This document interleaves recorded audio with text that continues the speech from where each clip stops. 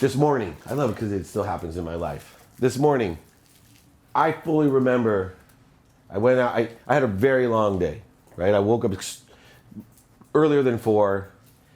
I still made my lunches for my kids, got to the airport, went to Arizona. It was nonstop, typical day for me, but nonstop. Got on the airplane, literally trying to catch up on the emails and Instagrams on the plane.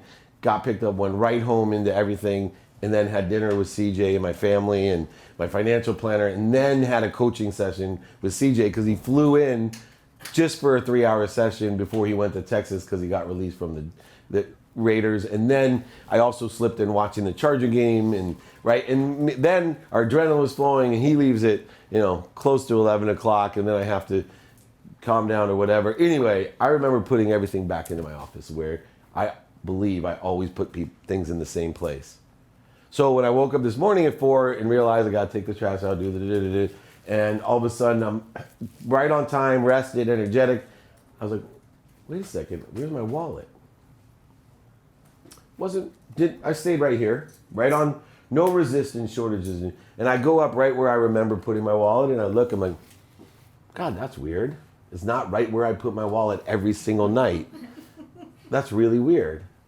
So I'm like, maybe it was downstairs, right? So I was sitting on the couch, and then as I kept looking for it, my trajectory, instead of knowing everything was going to be okay, it started moving out here, and I started feeling resistance and voids.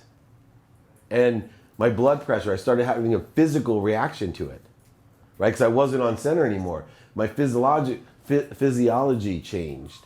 Right? And I started getting tense. And so now Miles says to me, Daddy, why hasn't the elf on the shelf moved? Right? And my first reaction is, not now. I'm trying to concentrate on something. And then I said, whoa, put myself back to center. Right? Where the old me, poor Marissa, my oldest child, would have got a lot more. Right? So I go back to center, telling myself, breathing, still feeling the physical. I can't get rid of the physical side because that takes time now because there's stuff that's flowing through me. But I looked at him and said, you know what? I'm sorry. He's probably stuck. Is it okay if Daddy sees if he's stuck in the light? That's probably why he didn't move. Because he didn't move for 2 days. No. Right? So I was like, let me check. Is that okay? Yeah. And so sure enough, the elf on the shelf was stuck. And I'm sure when he gets home from school, he'll be in a different place. But those are tragic things when you're a parent. When you change your trajectory, create resistance shorts and voids, and then I go back upstairs and I still can't find the wallet now. And once again, I'm fighting this movement again. My trajectory is changing. Do you know where my wallet is? It's in the car. It must be in the car. It must have fell out of my pocket and I didn't remember bringing it upstairs correctly. I'm like, no, I put it in my pocket. I know I put it in my pocket, and I know that I put everything right here. So I go downstairs and look in the car.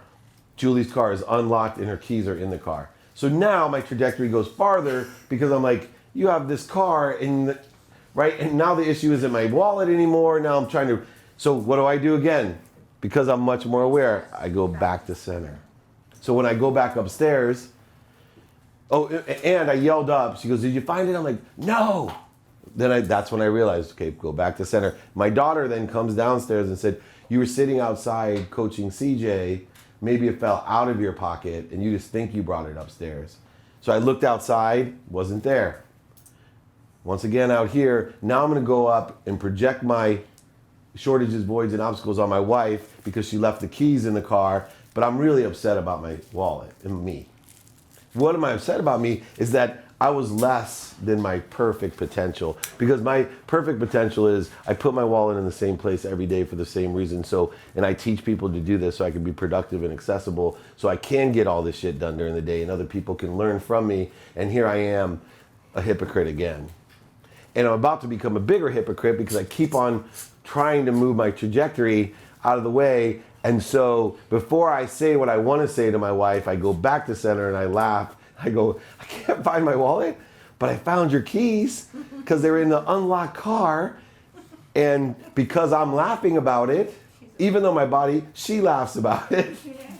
And because she's calm and whatever, she comes into the closet, instead of avoiding me and yelling at me and calling me a jerk and other things that may have happened in some of your relationships, she's laughing and I'm laughing. I'm like, I swear, Julie, I brought this thing from upstairs. I remember bringing it upstairs. And I know you're the one that says you're getting old. I remember everything. I go, I'm just an effing hypocrite. And she looks at me and she goes, where did you think you have it? I said, I put it in my back pocket and I put my keys, my wallet, and my computer right here, the same place I put them every day when I'm at home. And when I'm on the road, I put all those same things right on the nightstand at the hotel. Same place as if it was my room, right? This is a system. So I'm so disappointed. I'm still fighting this, and I'm starting to think in my head, right? I'm starting to put faith in what I don't have. Like, I don't have time to cancel my credit cards. I don't have time to call the restaurant or do that. I just got my new license. You know, I had a few $100s in there, right? All the things that go through your mind when you lose it, you know, DMV being the worst, forget the money. So I'm moving like this, but I've created a cool environment, and Julie says to me, right, as I'm coming back, well, maybe it fell out of your pocket. What pants were you wearing? And I said, no, I checked my pants, you know, I checked my jacket I was wearing. And I checked that, so I went back and I checked my pants, and I go to check the pockets I pick out my jacket from where it's at, and as I'm picking out, I look down, and it's right there, under the cloth. It fell through the clothes, and it was lying right there. Now, I could tell you about 10 things that could have put me here, or sometimes you can even go this way. And it takes a long time to get back. But the worst part is when you start getting out here, the more and more you start having to focus on the resistance, the shortages, voids, and obstacles, which means they just get greater. When you're focusing on your potential, your truth, that gets greater. You keep getting close, your truth gets bigger and bigger and bigger, and you're in receivership and all this stuff, and you don't create more resistance, this delta.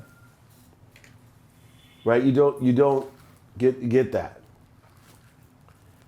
Worse, you know, when you put faith in the wrong things, like I love when I do the right things because I know from the past when I did the wrong things what my relationship was with my kids because of my own fear that I'm not living up to my potential, my own fear that I'm not enough, my own fear that I screwed up, that I'm a hypocrite, that, you know, all the things that happen. And then what do? I project that onto an 8-year-old who won't forget that I didn't care about the elf on the shelf. And then the 17-year-old who was only trying to help me, who won't forget that her dad's a dick. And she'll start focusing on that. And then worse, your wife, who won't forget that you didn't, and then of course that wallet would come up. And then what do you look like to your son, to your daughter, and to your wife when you find the wallet without their help? And it might happen this afternoon and you already canceled your credit cards, and right?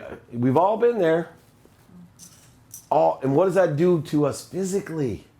When all that resistance, all that anger, all that frustration, all in resistance of an illusion called fear and ego.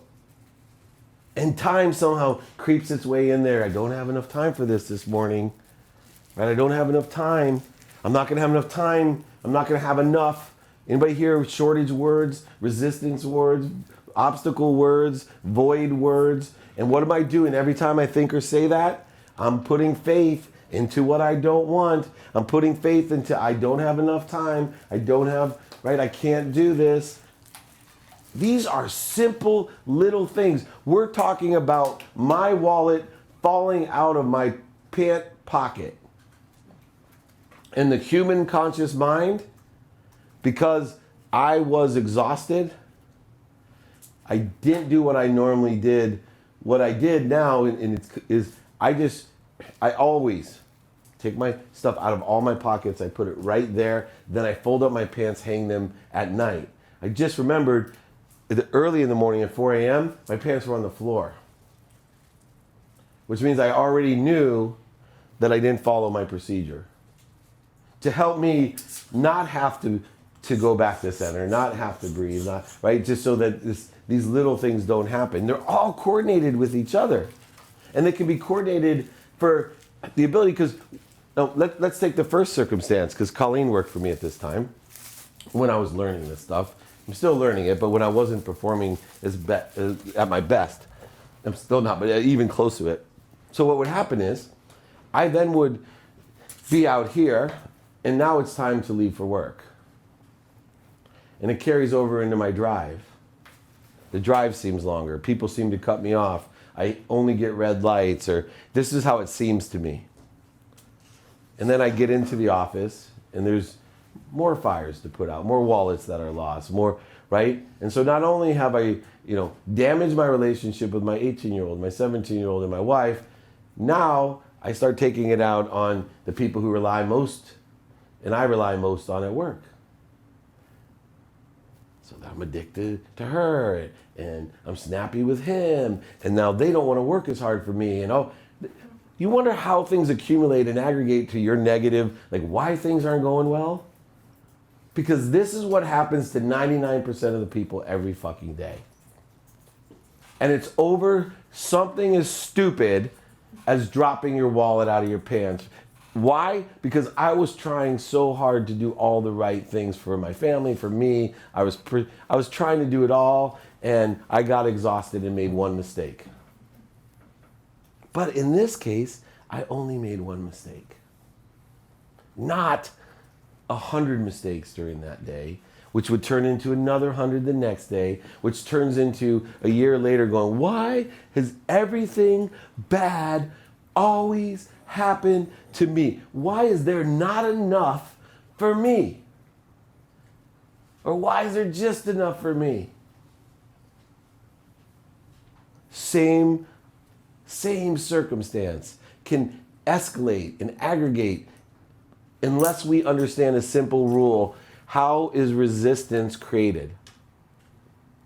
People have so much trouble simply explaining, what do you mean by shortages, voids, and obstacles, right? How is it created? I'm going to tell you how it's created. Anytime that we let ego, which is inclusive of time, start dictating itself as the truth, as Colleen, thank goodness, brought up, which is a perfect example because it is the antithesis of the truth. Time, ego, it's the biggest illusion in the world. Because now, because I made a mistake, I have found the blessings in the mistakes to be able to analyze that with all of you, and we can find and learn all these things like, whoa, I'm so lucky this morning that happened. Because I'm really learning about how to quickly lessen the resistance and keep my eye on what I want. I want love. I want forgiveness. I want accountability. I want the truth. And I want people to be truthful with me. And understand that truthful has no conditions or judgments. So somebody could say, oh my gosh, you are so short. And you can say to yourself, that's not nice. Or you could say to yourself, thank you. You know what? Because there could be a real emergency, and there could be a hole only big enough for me. And my friend 7 feet tall that was saying you are so short is going to be blessing me.